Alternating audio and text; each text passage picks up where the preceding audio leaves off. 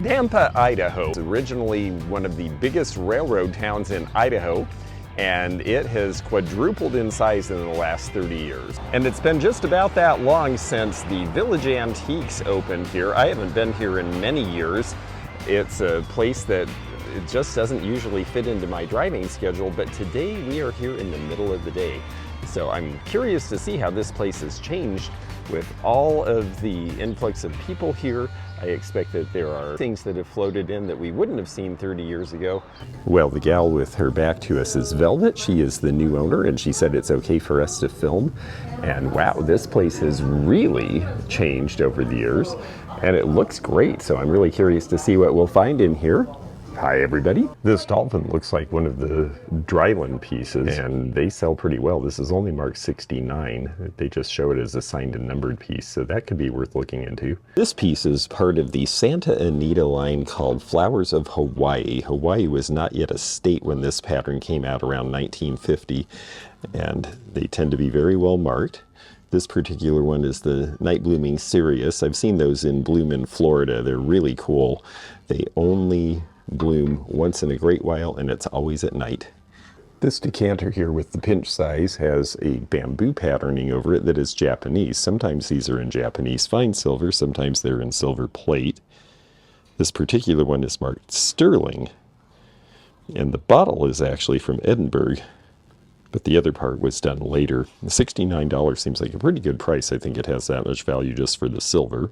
Here's part of why people who collect blue and white really love it. Look how this all goes together. The blue and white transferware, all of these Fenton pieces. They've got everything from 1950s coin spot to 1890s Victorian glass.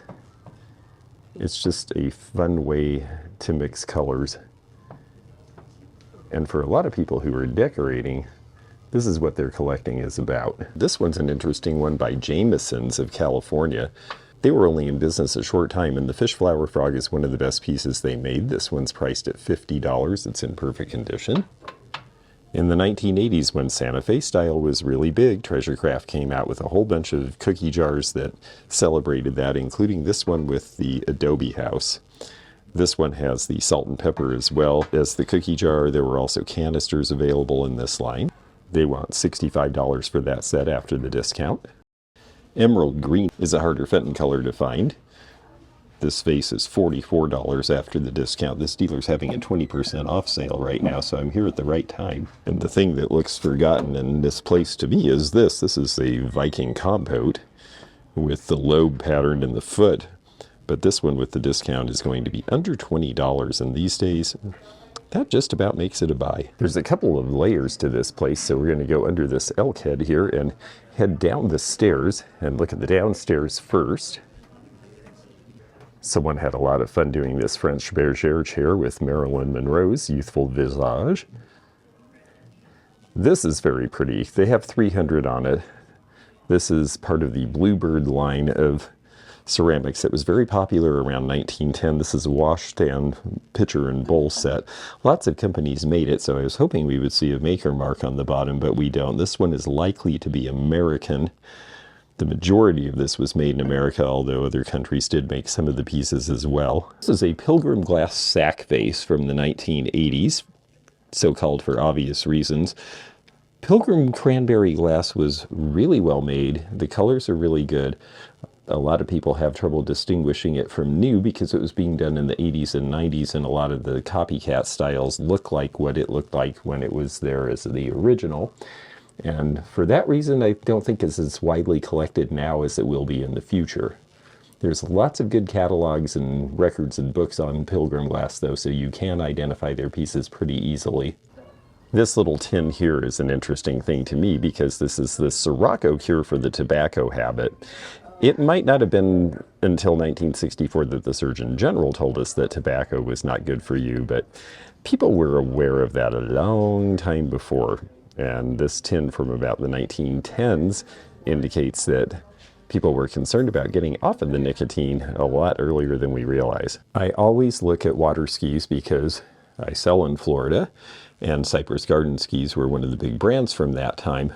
But this one's really interesting because this one is the Little Monster concave. You notice the curvature And this was patented sometime in the late 1960s. You see here a 1963-65 Men's and Women's Championship sticker from Surfer's Paradise in Australia, amongst other places. The little monster is a hard version to get, and so they've got $210 on that piece. Well, there's certainly a lot of stuff down here. This is a nice big store. I like this. It's similar to what you see with pickle casters. This coin dot piece has been put in this tall bale as a tall vase, and look at the beautiful enameling on that too. Very pretty Victorian piece in that electric blue color. And with the discount, they have $320 on this. Now the base says that it's a Simpson Hall Miller Company base, and I believe that it does have the attributes of that, even though I don't see a mark showing that. The companies that made the silver bases would often have the glass made for them in Bohemia or other places, sometimes at American factories, and then make the bales to fit. Fun rubberhead puppets out of the 1960s. It seems like puppeteering was a thing in the 1960s. I see a lot that were made in this period of time. These are all priced at $25 to $30 a piece, and we've got Dick Tracy, we've got Batman, and we have Hemlock Holmes, that dog detective in the middle there. Next to it is this unusual landing craft. I do not remember this as a child. It is right out of my childhood. However, this was by Ideal Toys, and it's called the Anzio Invader for the U.S. Navy. So Anzio, of course, a famous battle in World War II in Italy, but this piece is going to be from the 1960s. It is priced at $85. They have this listed as resin, but I actually believe this is a very light pressed wood. It's $55, which for the size is pretty amazing. Thankfully, it's made out of something that doesn't break easily. This is Kiana of Alaska, and that was a name applied to a lot of tourist wares in the 1960s and 70s. You can see the mark on the bottom.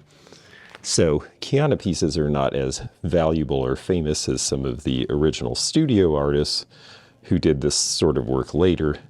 But this is a lot of look for a cheap price.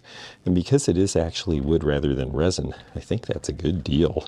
This is the GTE linear phone from the early 1980s. They were playing around with the idea of push buttons arranged differently. Phones were starting to be something that you could just buy in stores instead of having to rent, and because of that, there ended up being all sorts of experimental, different, fun, interesting models made around that time. This one's priced at $32.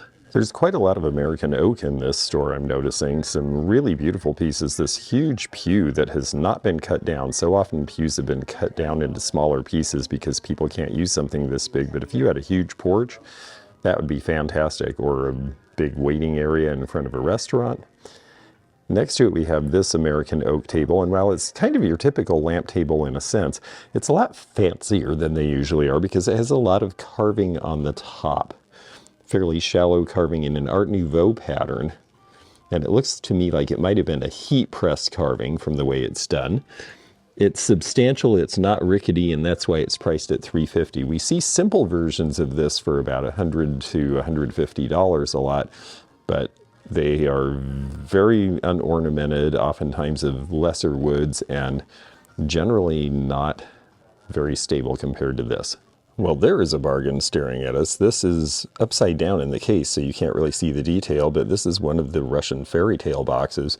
They only have $10 on this, so I'm going to have to go get them to open this up and take it to the counter for me. That's a great deal. I imagine my Danish ancestors probably enjoyed a little bit of kirsebær liqueur, because this is a branding made in Copenhagen since 1818. And here's a cute little bottle for cherry brandy. This one is made in Denmark by one of the smaller companies in Copenhagen. And it's only $10, very cute. Lane laminates end tables. You can see the design in here. We'll take this off so you can see it better with the leaf pattern inside the laminate. Lane had a lot of fun with lamination, doing patterns and designs, and a lot of mid-century people really enjoy their stuff now because of that. The detail in this handcrafted chest set, all made of wood, all of this woodworking, all the cutouts for the squares, the interesting shapes of the various figures. The rook is represented by a saddle. I think that's really fun.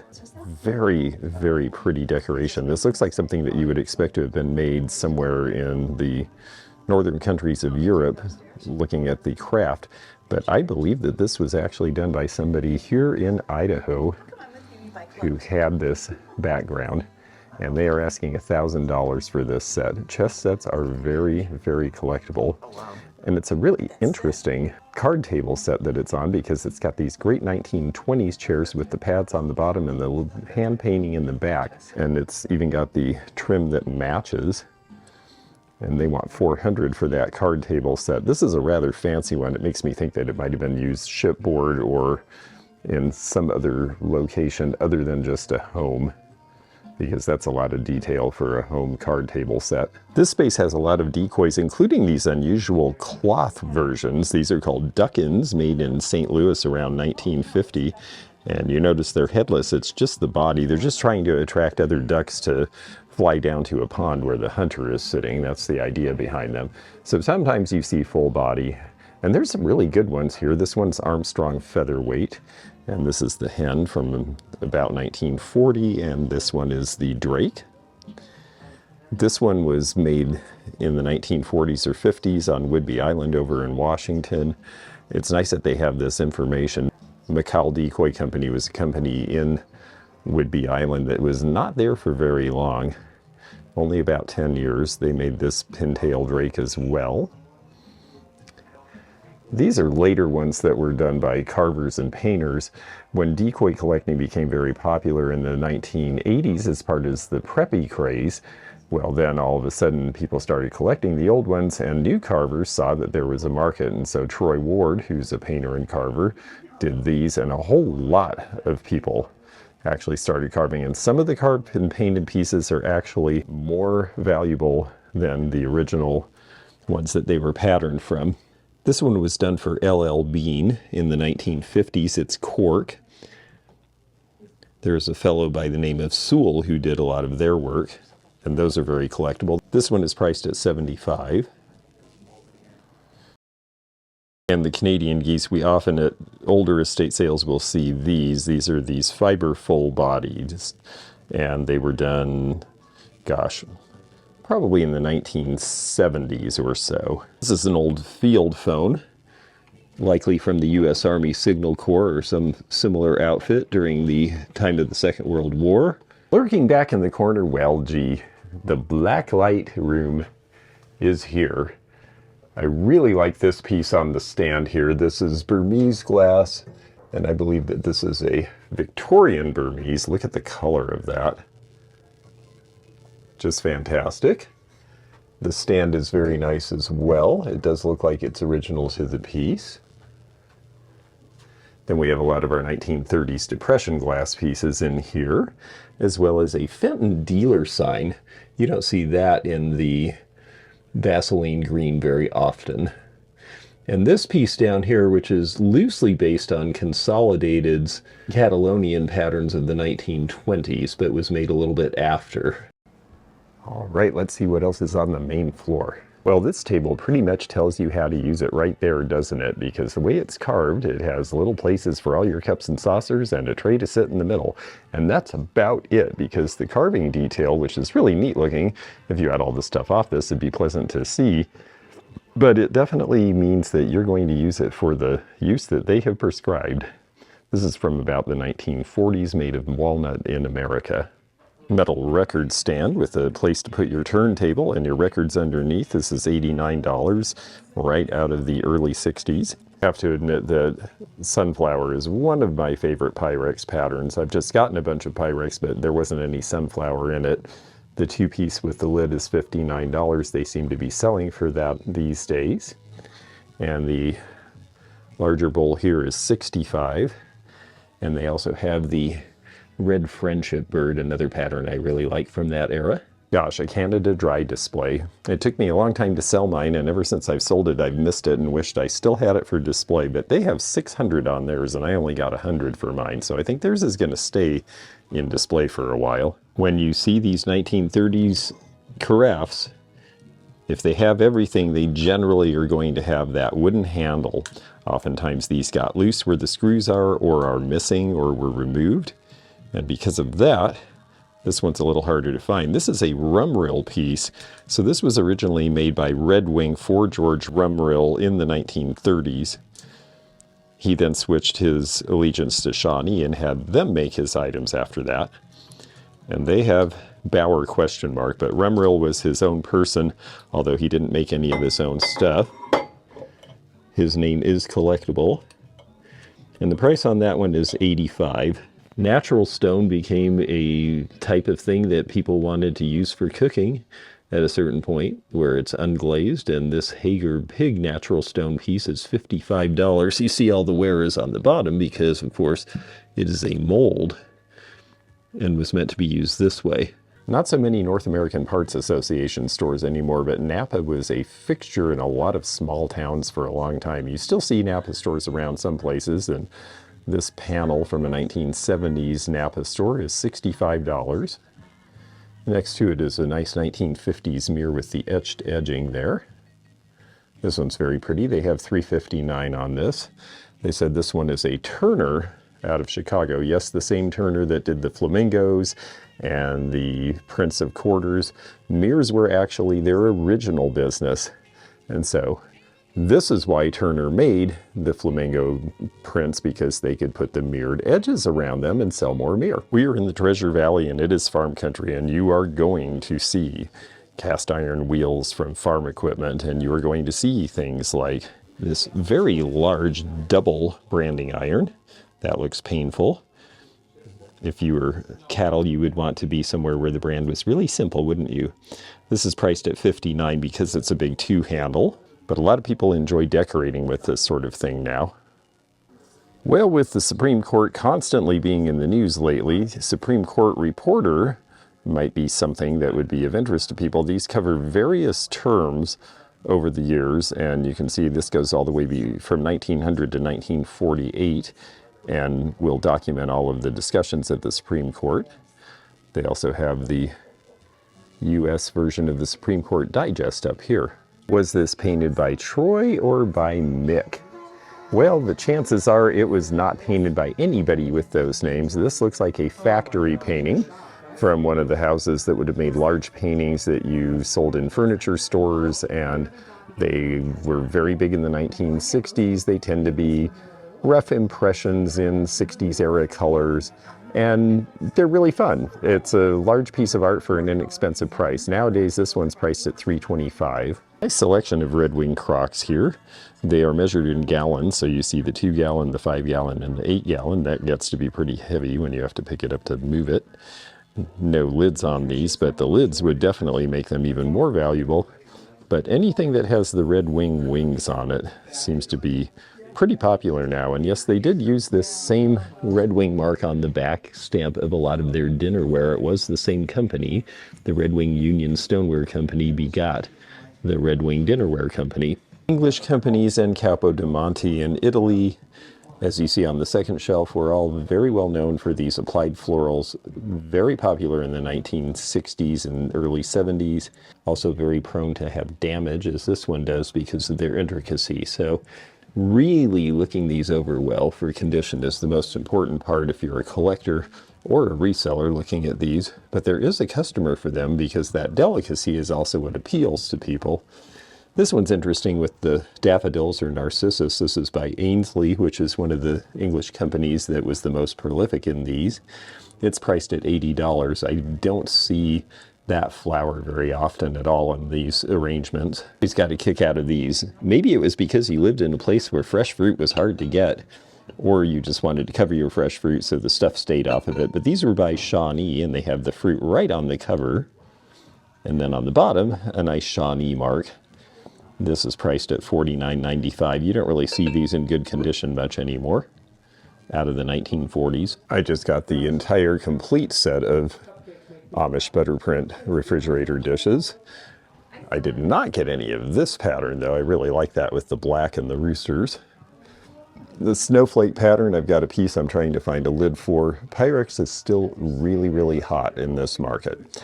If you are willing to price your Pyrex just a skosh below the really super high prices that people are asking, you will sell it. Two pieces of Goofus glass in very nice condition without the paint rubbed off, and it shows you why people prized it in the first place. This is a little footed dish on the left, only $23. That seems like a good price. And then this one, the painting is in the recessed areas, which is why it stayed on a little bit better, because it's not all over the piece to be worn off. And this piece is only $12.99. It was the first non-Tiffany attempt at making glass look like it had metallic qualities to it by using paint. This is a pretty early pattern. This is a pretty early Carnival glass piece. This is Fenton, and this is the peacocks and grape. You can see in the pattern there. This piece is $60, even though it's the orange, the marigold color, which is the more common of the colors because that's a harder pattern to find. This is by a different company, Northwood. Northwood was a big Carnival glass producer. Harry Northwood left England in the 1880s and came and formed his own glass company here in the United States. This is the Star of David with bow knot. And you can see the color is really good on the iridescence. And when I say really good, it's because it goes from golds to greens to blues to purples. That's the metallic oxide that is sprayed on it when it's cooling down to make the Carnival iridescent finish. And having as many colors as possible in that iridescence is the hallmark of a good piece for collectors today. This one is priced at $45. The Sleeping Cats, the salt and pepper shaker here.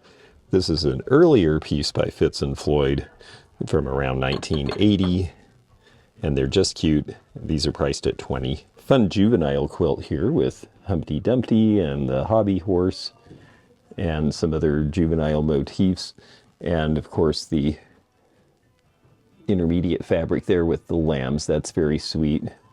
Embroidery and quilting sometime from about 1940, and it's priced at $50, which seems reasonable for what it is. We see lots of 1930s tomato ware, especially in the Midwest, but we don't see a whole lot of the 1910s Royal Bayreuth, which was the originator of this style. This little jar is in great shape, no missing paint, no cracks, and it is priced at $24.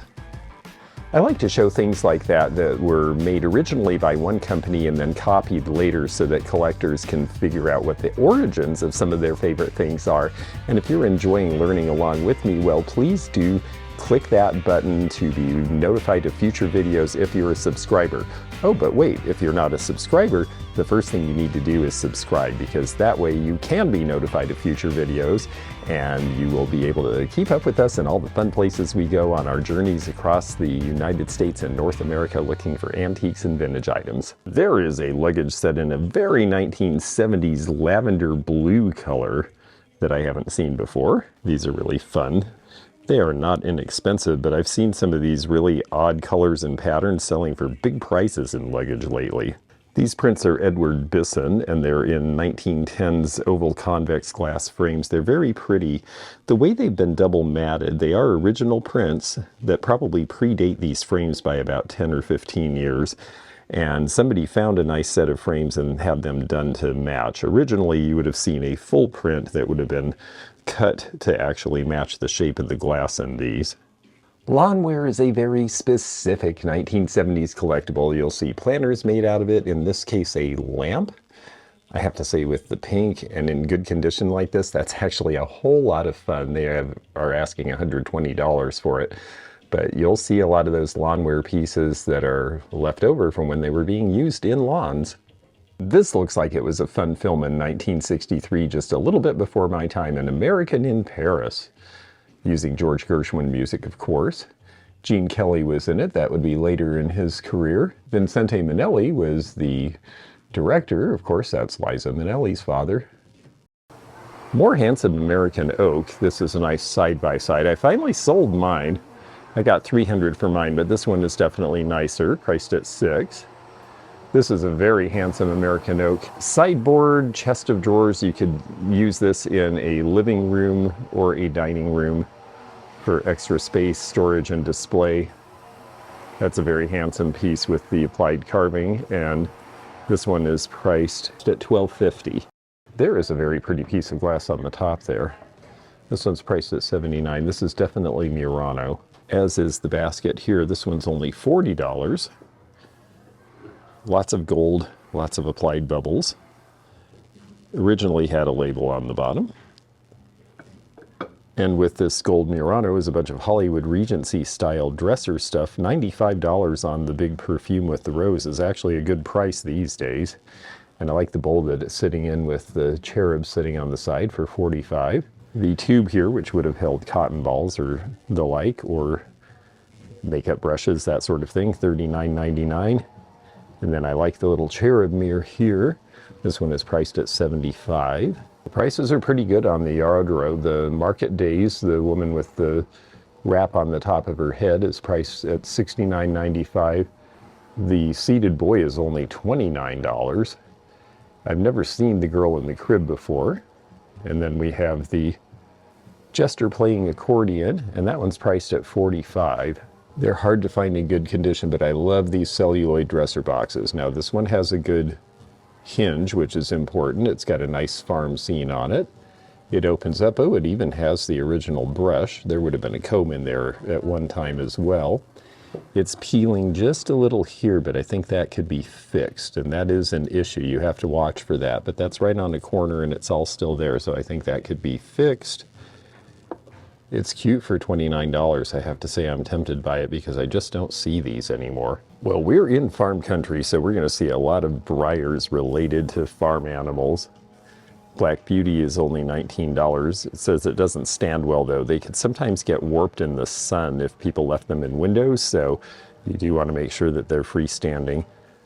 Hereford Bull is a little more unusual. Horses are the things that we see the most.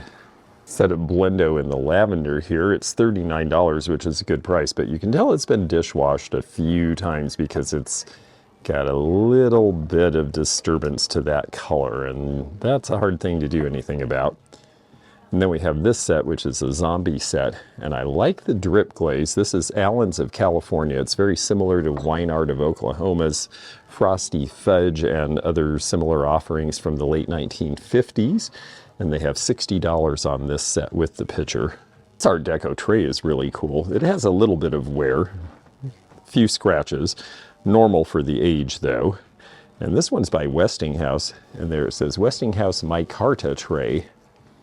So it was something to actually go with a Westinghouse appliance originally, apparently.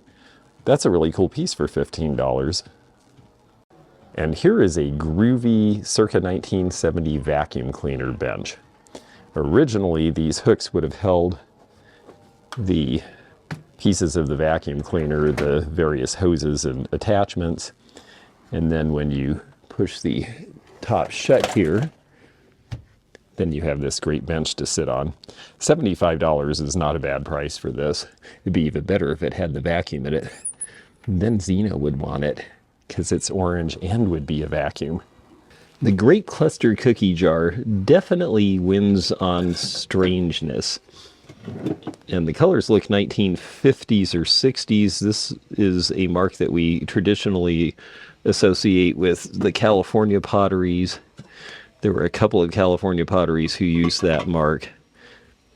One that is typically signed VF that I can think of. Neat color on the Toledo scale. I've got one of these in white that I need to try to figure out how to repair. They've got 139 on this one. The red is a hot color. It'd be fun to have in a kitchen. A couple of neat scales in this space. Very big comic book selection here, including some older pieces. And then a Nagel print. I'm starting to see Nagel prints really coming into view again with collectors. This little table has a secret, which is that front apron that just looks like it's part of the piece of furniture is actually a drawer. That's a nice feature to have. Pretty inlays too. This is unusual. It is a Black Forest pipe with the carving, but it's unusual to have so much all over carving and the stag figure at the bottom. This is just a little leather patch, but in 1969 the Boy Scout National Jamboree was in Idaho, and there are a lot of collectible items related to that event. There's black amethyst, and then there's black amethyst. This is 1930s. This is by Paden City. Paden City is a town in West Virginia where this glass was made. This is the Ardith pattern with these really nice deep etchings. This is priced at $39, and I would say it's worth every bit of that price. We see a lot of less expensive black amethyst that's pretty plain, but that was a very fancy pattern for its time. Hayden City made some really beautiful patterns. This is Aqua Crest, made by Fenton only for 3 years, 1941 to 1943. So that's a hard color to find if you spot any of this.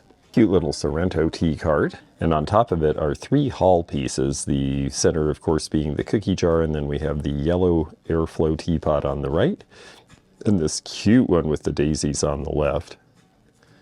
Next to it is a very sweet little Rococo style. See the asymmetry? This little end table with the red marble, likely to have been made in Belgium sometime around 1890 to 1900. But of course, I'm a fan of mid-century architecture and design as well, so the pole lamp is interesting to me. And this one is priced at $225. Some nice copper jewelry. They also have coins here. I'm going to not show the coin case for security purposes, but they do have some jewelry and coins in this mall as well. Here's a very cute teapot set. This is Czechoslovakian from the 1930s. Great shapes, and I like the fruit basket. F&W is the company out of Czechoslovakia that made these.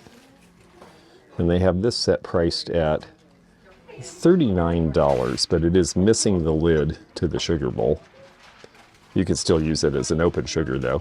Dream Pet, so popular in the 1960s. These have their original tags. This is Poncho, made in Japan, 1995, in good condition for some of the more unusual ones. That's not a bad price.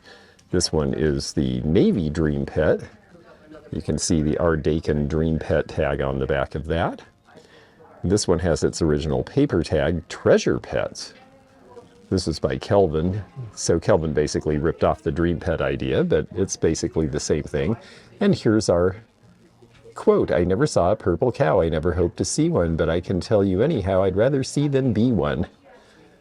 Famous poem from the 1890s.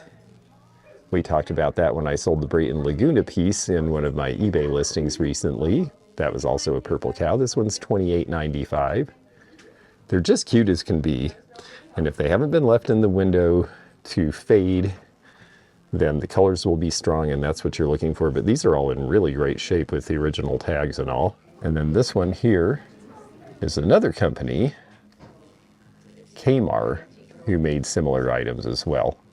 Look at those eyes. Wow. This is cool too. Mickey Mouse comic cookies. This would have been something that advertised cookies, and I believe that was a headband that you would wear, looking at the way that it's formed. Here's a fun space with some vintage fashion, some jewelry, and, well, hats. And while I show off my Bess Miller original, I wanted to encourage you to please become a member if you're able, because it does help the channel. We do appreciate all the support. It allows us to put out extra videos, and you'll get early access and bonus content as well. So if you're able to do that, we're very grateful. We appreciate all of the support of all the people who watch the channel. Liking it, commenting, all of those things all really help us bring all of this fun and all this information to even more collectors. Love the orange lucite handle on this faux alligator box. Nice little traveling valise there. And if buying some posh old frock right off of the rack is not your thing, although I have to say I think this 1950s fabric is pretty cool, well, you could just take a complete course in dressmaking and make your own. This honey pot says it has a signature, and that looks like a very 1970s studio pottery piece, so I'm going to take a look at that. It's next to these armillary bookends from the 1970s, which are only $25. That seems like a pretty good price. Brass is very popular again now. These 1940s, 50s screen print jars and cookie jars, priced at $25 and $36, seem to be in great condition. This is a new dealer just moving in, and we will be curious to see what they bring in when they bring in Indian artifacts and rocks. Here are some of the scarcer comics. They've got lots and lots of choices here, but Magnus the Robot Fighter, I can't say I've ever heard of that one. Captain Storm, his wooden leg has been blasted, but he'll just get another one. We're heading into summer, and I see a pair of Italian sunglasses that look interesting. I'll have to look at those. They are Ferragamo. A little newer than I usually deal in, but if the price is right, who knows? Now, the other thing that's exciting to see is that Village Antiques is connected to this interior mini mall. I don't remember there ever having been anything here. It looks like a lot of things went away and they are starting to be replaced by other antique stores. So let's take a look. This one we're just going to do a scope for you. It looks like a lot of farmhouse and repurposing, but look at that wonderful hall tree right in the middle with that great mirror. That looks like it's priced around $1,000 if I'm reading the tag right from here. But this looks like it's a fun store if you are creating a vignette, if you have a certain look you're going for. There is real antique stuff like the old belly cabinet there. So this will be a fun place to come back to when they are open. We just missed them today. This place they are painting and getting ready. Place we also missed. A lot of these places are only open on weekends and we're here on a weekday. They've got barn board. They have, well, it says vintage home decor and collectibles, but we can't see a whole lot more in there. So we'll just have to imagine for next time. And then over here, this place is open. This is Utter Clutter. We're going to take a look in here for a moment. I like these out of the 50s. Popeil brothers, Ron Popeil, yes. Mr. Vegematic himself. But this is how they got started, was doing housewares in Chicago. And this one is $14.50 for the set of 3, which is actually a pretty low price. Big over sofa light and its little brother, which is $99.50 from the 1970s. This guy's not for sale, but he's cool. I keep saying I'm into Indian painted brass, and I am, but wow, that's one of the biggest pieces I've ever seen. This huge floor vase is priced at $400. They also have a number of the Dutch pieces by Hazel Atlas from the 1930s, including the little ice bucket in nice condition with the screen painting all still very white. Only $14.50 on that piece. Prices seem good here. Blue and white isn't your thing. Well, red and white might be your thing, and some of the red and white transferware patterns are really pretty. I especially like this big candlestick here. $29.50. This is Tonkin by Clarice Cliff. Now, Clarice Cliff was mainly known for her bazaarware. The Tonkin patterns came after she had pretty much retired from the company and they were just using her name for the promotion. But it's an attractive piece and well priced, considering tall candlesticks are not that easy to find these days. Really have to know your patterns. Some of these were done by a very well-known company that sells for big money now, especially if you find the original kits undone. This might be one of them because it's a little more ornate, but I don't have the scholarship that I need to be able to just pick them without knowing. Still, for these prices, these would just be fun to decorate a tree. Only $24.50 on the big Van Briggle shell. Cactus craft, this is so you could make a lamp with the cactus base. Lots of Waterford glasses in the Lismore pattern. Actually quite a few pieces in Lismore. The lamps, the bowls. Very pretty Fenton Burmese with the rose painting. $69.50 is a good price for the big console bowl. Lane of California made these. They were a knockoff of the Dorothy Kindell pair that I sold for $500 recently. It definitely has the look, but not quite as dramatic, and the woman is a little more demure in this set than the set I sold. There it is with the blonde colored wood handles. The classic Penguin Hot Cold Keeper for $19.50. This is a pretty set of glasses in the bale here. I believe that these are Culver, and yes, there's the Culver signature there. $79 for that set. Wood frame with the cherubs, $89.50. Plastic frame, $18. I've had quite a bit of Port Marion lately, but I have not had this piece. This is the Pomona pattern. Most of what I've had is the botanical, but the egg plate for $18.50 seems like a good price. And then these are an interesting shape. Also Port Marion. I'm not familiar with this pattern either, so Port Marion is an interesting and burgeoning part of the market. Definitely more to learn. Someone told me recently that her Fenton bells are selling very well, and I think if you're careful about price and patterns, they do sell. This is a nice one here with the hand painting, $16. That's the Violets in the Snow on the Spanish lace blank. I like this custard one with the frit back here, Blue custard doesn't glow under a black light, but it's a great color, and only $9.95 on that. That's the Fairyland Mist color. These screen print glasses with the planes on them are a lot of fun. Looks like Cessnas. The whole circus set in the bale for $79 also. The folding wall shelves in the chinoiserie are nice. Only $19.50 for the pair. They fold up like this so you can store them flat for shipping.